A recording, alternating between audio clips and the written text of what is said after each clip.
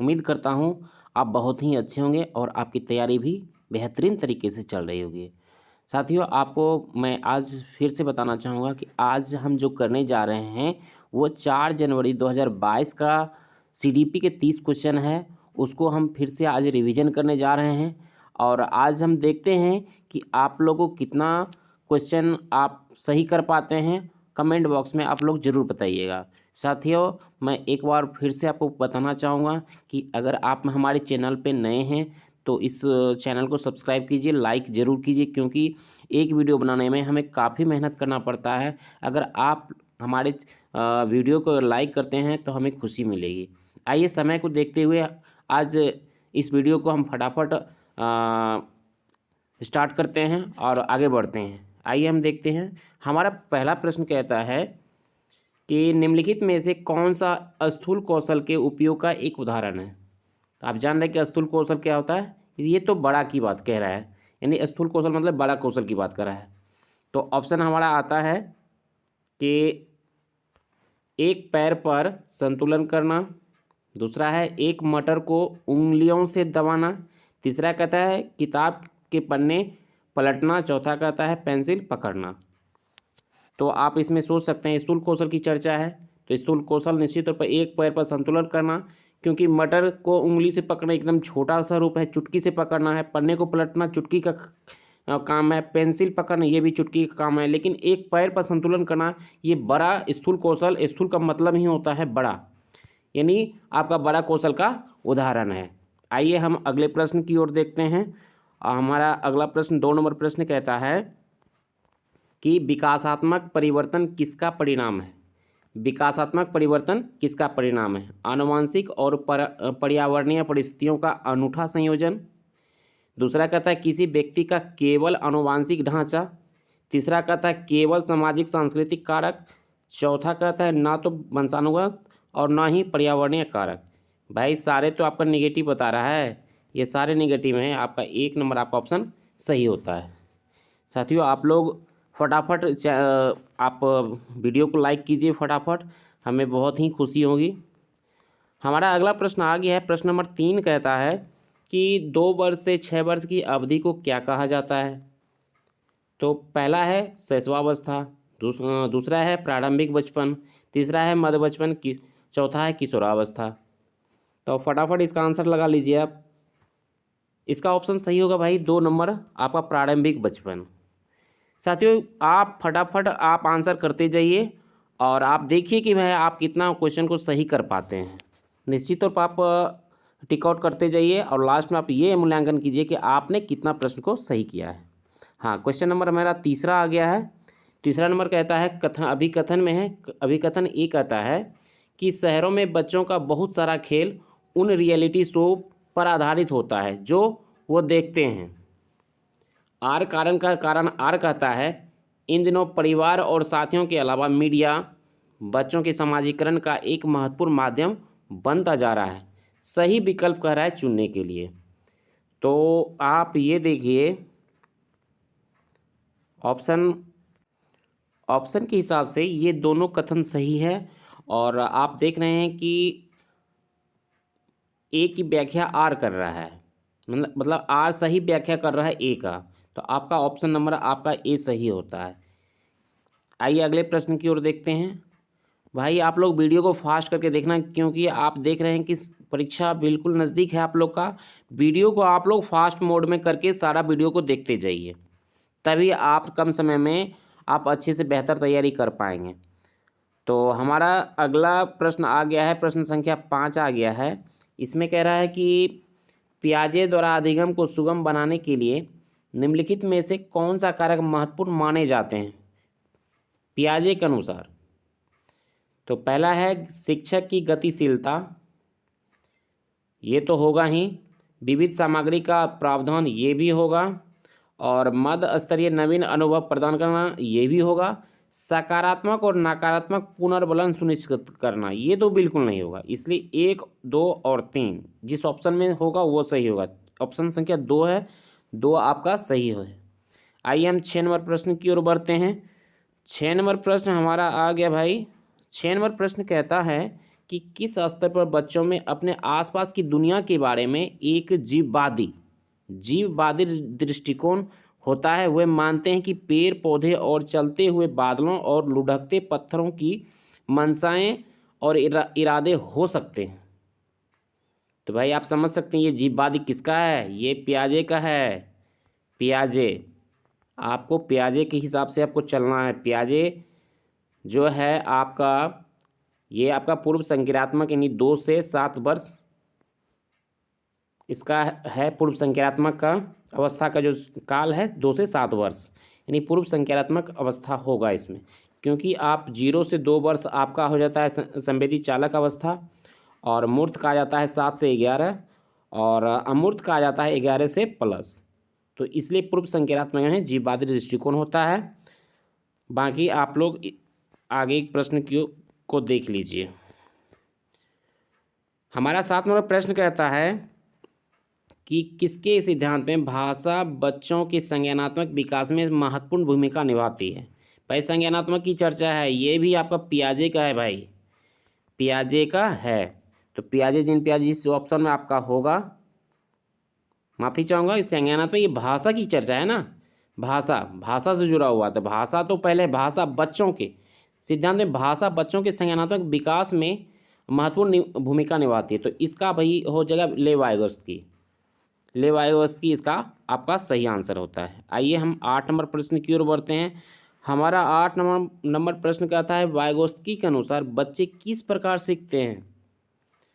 आप देख लीजिए, प्रतियोगिता के द्वारा, साथियों के साथ बातचीत करके, और तीसरा है पुरस्कार के लिए प्रयास करके और दंड से बचकर, और चौथा कहता है उद्दीपक प्रतिक्रिया अनुबंध करके। भाई प्रतियोगिता के द्वारा कैसे सीखेगा, सीखना है तो बातचीत के द्वारा, परिवेश के द्वारा सीखेगा। इसलिए आपका ऑप्शन सही होता है 2 नंबर। और तीसरा हम आप देख सकते हैं पुरस्कार के द्वारा प्रयास करके और दंड से बचकर, ये तो बिल्कुल नहीं होगा। उद्दीपन प्रक्रिया अनुबंधन करके, ये भी नहीं होगा। आपका ऑप्शन नंबर 2 सही होता है। आइए हम 9 नंबर प्रश्न की ओर बढ़ते हैं। हमारा 9 नंबर प्रश्न कहता है कि एक बाल केंद्रित कक्षा में बच्चे, बाल केंद्रित की चर्चा है, बाल केंद्रित कक्षा में बच्चे निष्क्रिय नकलची के रूप में देखे जाते हैं। ये तो बिल्कुल गलत है। ज्ञान के निर्माण में सक्रिय रूप से लगे रहते हैं, बिल्कुल सही। ब्लैकबोर्ड से उत्तरों की प्रतिलिपि बनाने को अग्रसर होते हैं, भाई ये तो है ही नहीं। केवल निष्क्रिय श्रोता होने चाहिए, ये तो बिल्कुल गलत है। तो आपका ऑप्शन नंबर 2 सही होता है। आप भी फटाफट करते जाइए क्वेश्चन को अटैम्प्ट, और आप भी देखते जाइए भाई कि आपका कितना प्रश्न सही हो रहा है। हाँ, हमारा प्रश्न संख्या 10 है। 10 कहता है कि निम्नलिखित में से कौन सा सही सुमेलित युग्म है।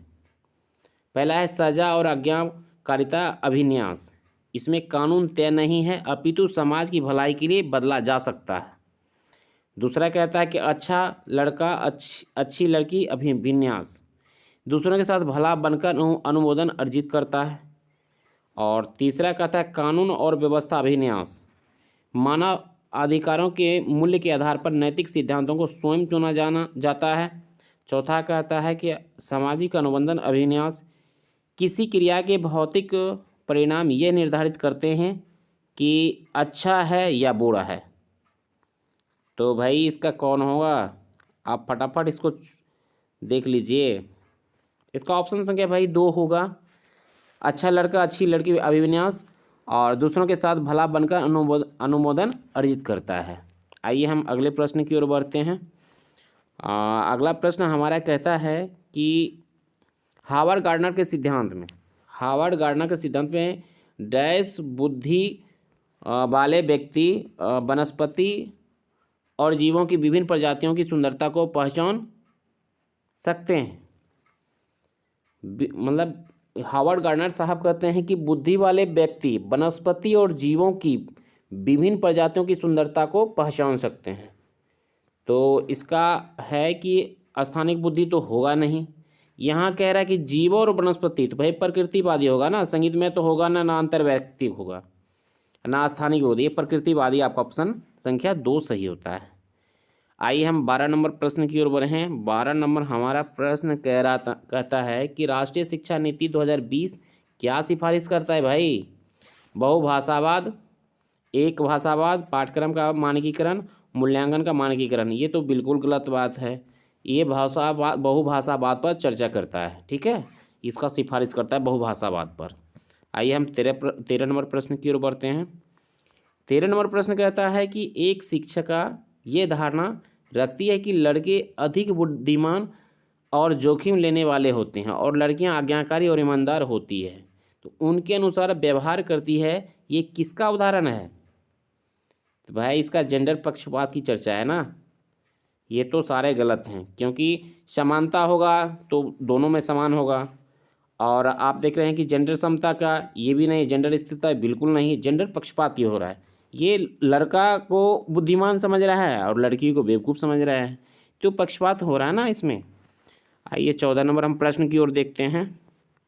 हमारा 14 नंबर प्रश्न आ गया भाई, हाँ आ गया।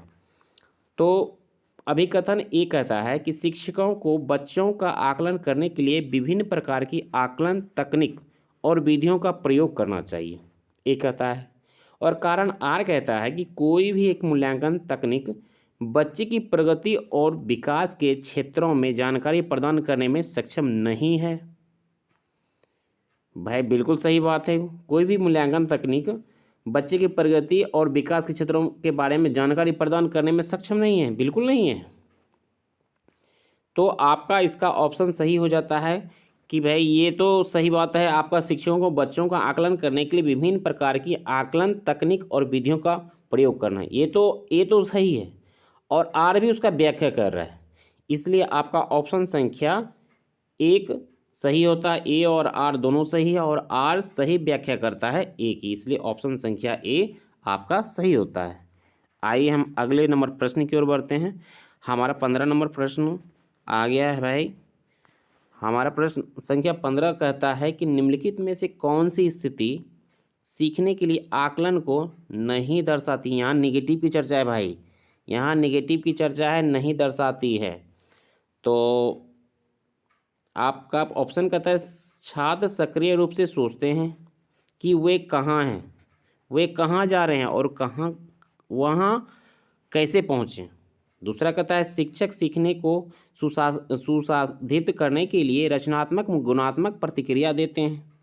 तीसरा कहता है प्रदर्शन बढ़ाने के लिए छात्रों के बीच लगातार तुलना की जाती है। भाई बिल्कुल ये तुलना की चर्चा है, क्योंकि निगेटिव है आपका है।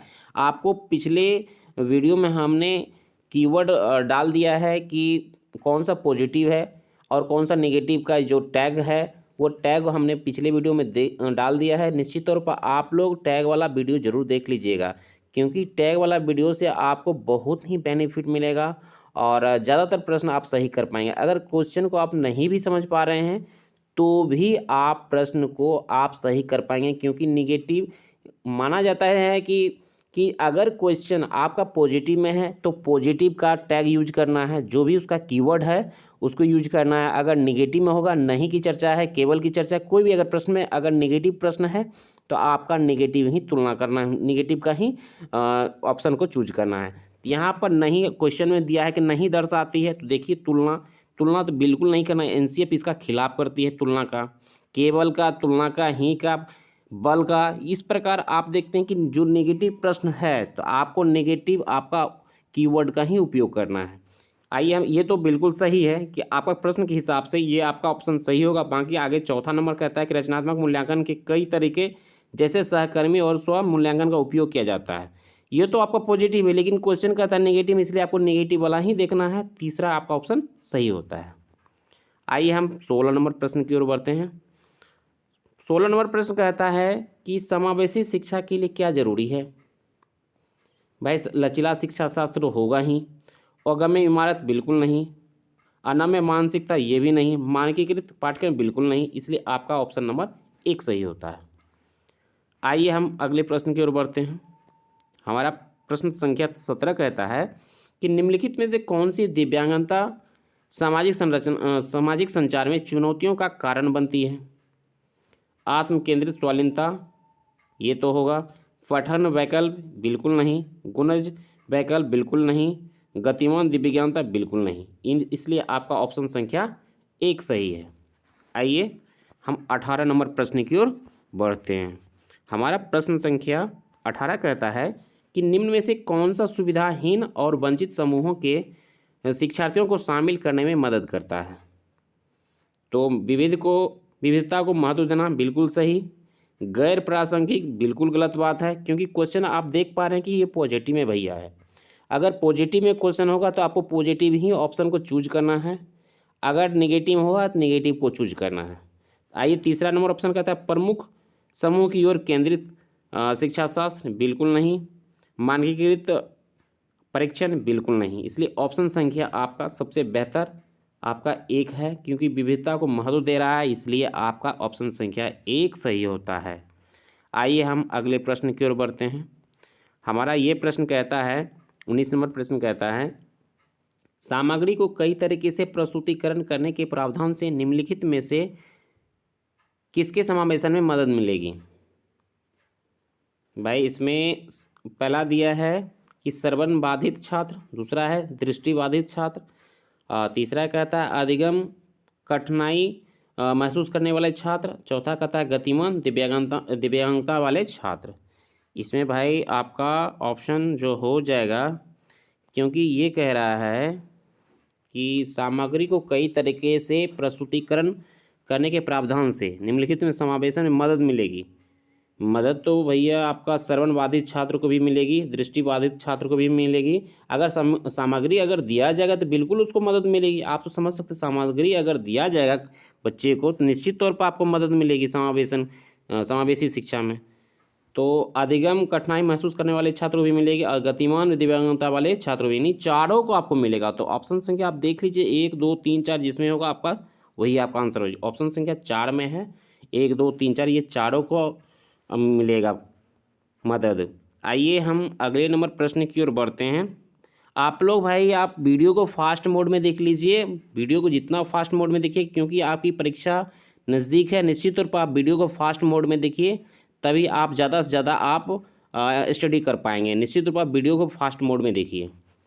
आइए हमारा प्रश्न संख्या 20 है, निम्नलिखित में से कौन सा विकल्प दी गई है कि दिव्यांगता और संबंधित छात्रों के समावेशन हेतु यथोचित संयोजन रणनीति का सही युग्म है। सही युग्म क्या है कि दिव्यांगता और संबंधित छात्रों के समावेशन हेतु यथोचित संयोजन रणनीति का सही युग्म है।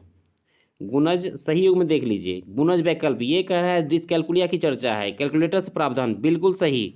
पठन वैकल्प लंबे लंबे लिखित कार्य, भाई जब पठन है तो पढ़ने संबंधित है वो क्षमता, जो पढ़ने संबंधित जो भी विकार उत्पन्न हुआ तो वो तो लिखित की चर्चा है ही नहीं, ये तो बिल्कुल गलत है। पठन वैकल्प मतलब डिसलेक्सिया यानी पढ़ने से अक्षमता, पढ़ने से संबंधित किसी छात्र को विकार उत्पन्न होता है तो वो हो जाता है। आइए तीसरा कहता है श्रवण दोष, अगर सुनने का प्रॉब्लम होगा तो ऑडियो टेप क्यों देंगे हम, ये भी गलत है। दृश्य हानि चित्रों वाली पुस्तकें, ये भी बिल्कुल गलत, इसलिए आपका ऑप्शन संख्या आपका 1 सही होता है।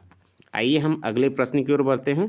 हमारा 21 नंबर प्रश्न भैया आ गया है और 21 नंबर आप देखिए इसमें कौन सा आपका ऑप्शन सही होता है।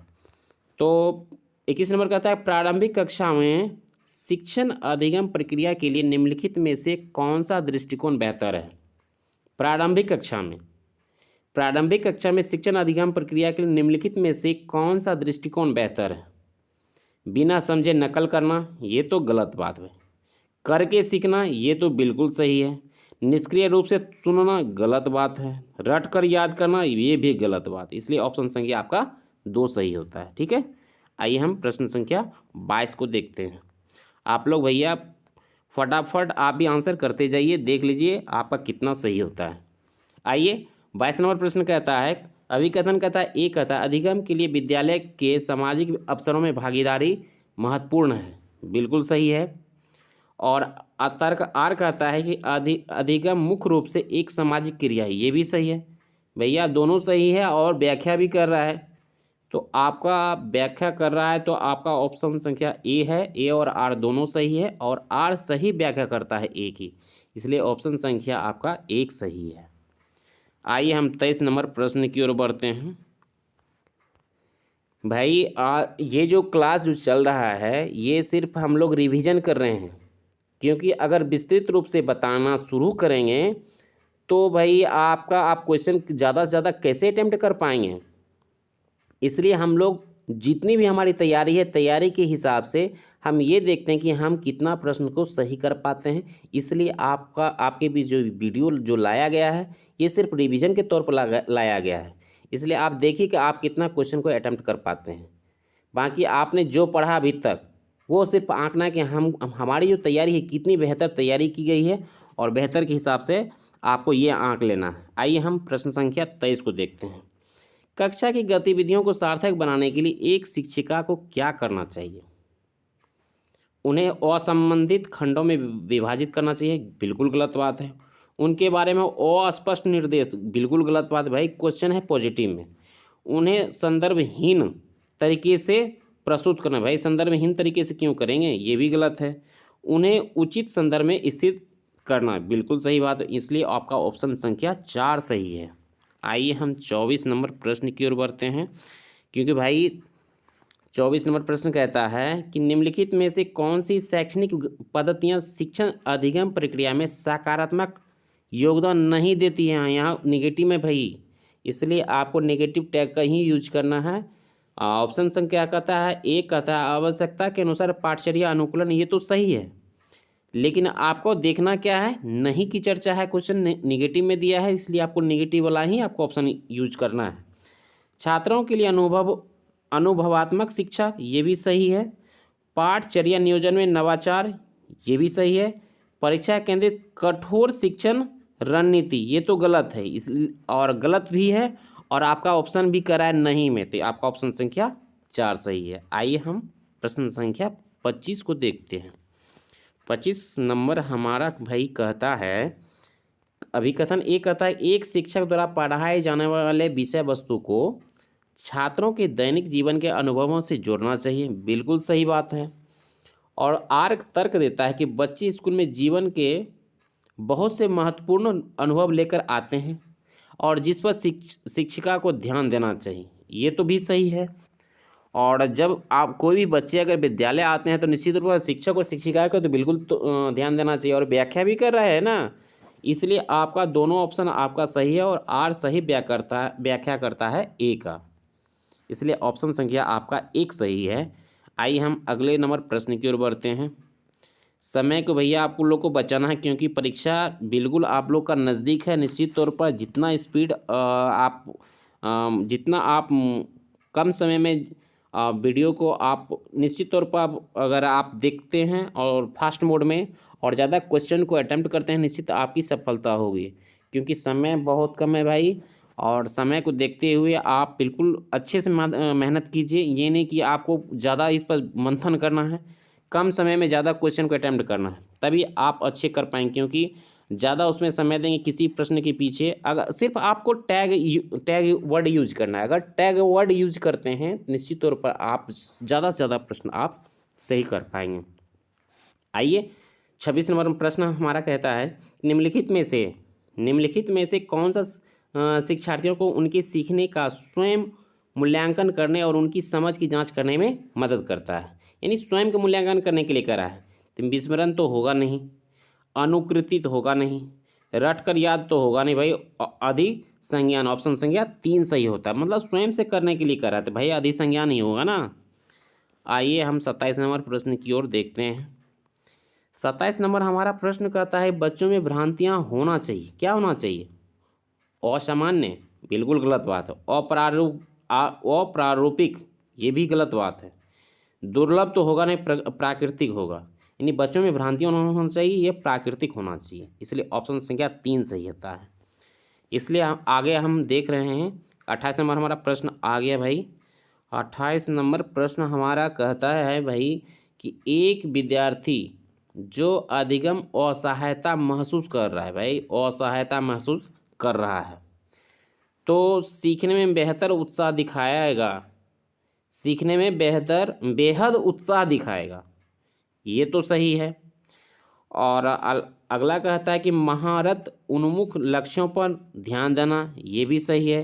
प्रदर्शन उन्मुख लक्ष्यों पर ध्यान देना, ये भी सही है।